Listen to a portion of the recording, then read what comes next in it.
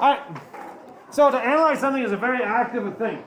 Right? You have to look at it. You have to think about it. Okay? You have to kind of do mental effort. All right? It's not something that you can do, as we say, passively.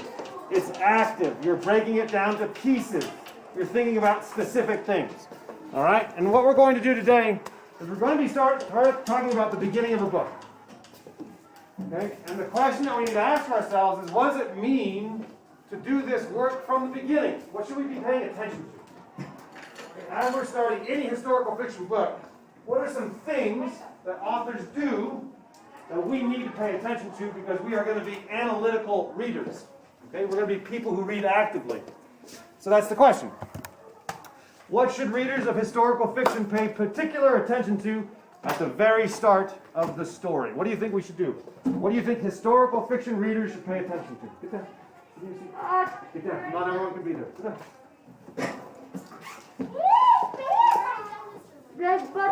Answer the question. What should readers of historical fiction pay particular attention to at the very start of the story? What do you think? To the backstory. What? What do you think readers of historical fiction should pay attention to at the beginning? Write it down. You don't have to say it out loud. All right, we're moving on. 3, 2, 1. All right, so in general, authors will leave you clues.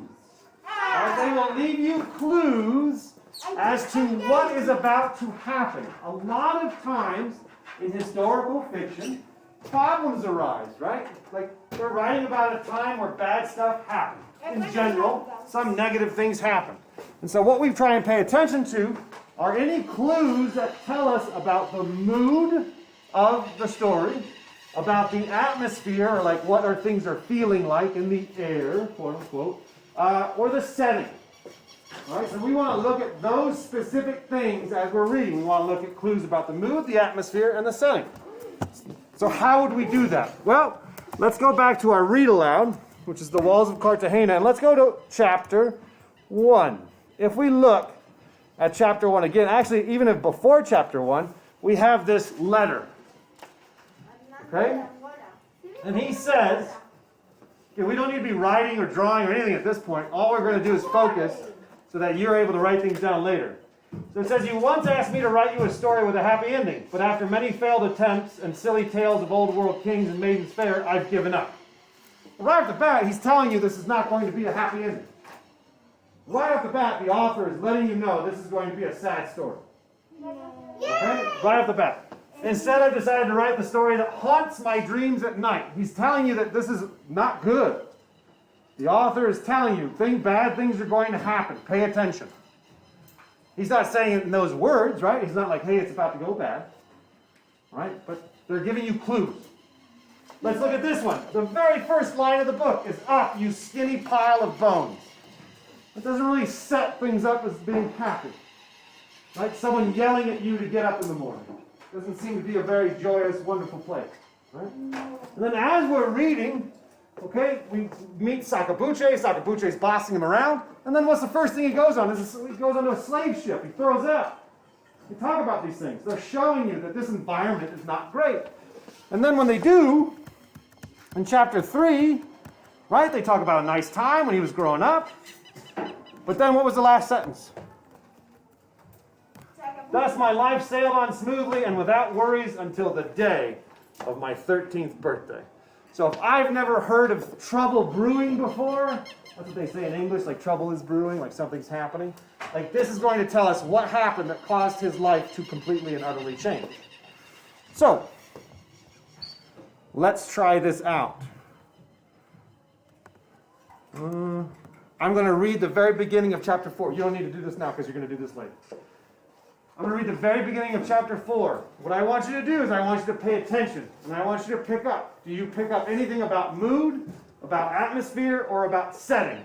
And I want you to write it down in your notes. Okay? So focus. Is the author giving you clues about mood, how people are feeling, atmosphere, like what is the feeling of the book, or the setting? All right? So here, I'm going to read it. On the 3rd day of the 3rd month of 1638, the servants held a grand celebration for me in the courtyard. with much singing and my favorite foods. Later in the day, Doña Isabel had invited Father Pedro for a small party in the library. As always, Father Pedro arrived with sacabuche. Only this time, Father Pedro told Doña Isabel that he wanted sacabuche to join us in the library. I didn't think much of this at the time. After all, it was my birthday celebration and sacabuche was my godfather. It was only after we'd eaten our sweets and drunk our brandy, a treat I was allowed in honor of my birthday, that I realized sacabuche's presence was required for another reason.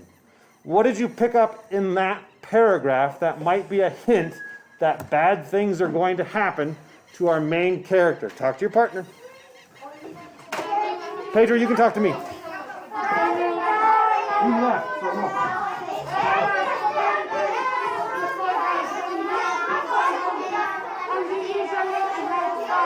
Yeah, it was normal, right? All right, 3, 2, 1. Thank your partner. All right, so it definitely wasn't, what Pedro was talking about is, like, it wasn't normal for sacabuche to do this. Okay, so that was a clue. That's the author alerting you that something's happening. Like language like, I didn't think much of this at the time. All right, so that's telling you that later he does think about it. All right, so these are the little clues that authors leave you. Let's go back to, wait, where was I? Here. We have to read in an alert way. We have to pay attention. Because if we're not paying attention, we are not reading analytically. And if we're not reading analytically, you're going to miss a lot of stuff. And our job as readers is to do that. Brain dump time.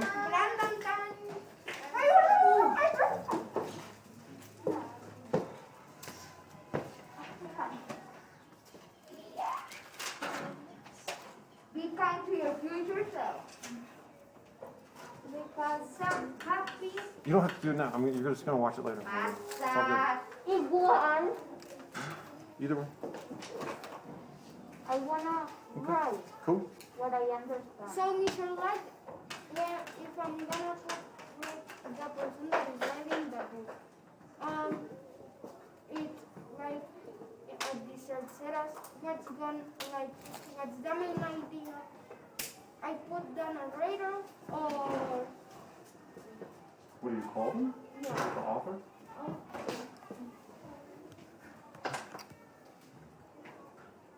Another 15 seconds. Again, try and write the whole time. Try and push yourself. Go deeper if you want to. Talk about things I didn't talk about. Challenge yourself. 3, 2, 1, 0. Remember the question was, what should we pay attention to as readers of historical fiction?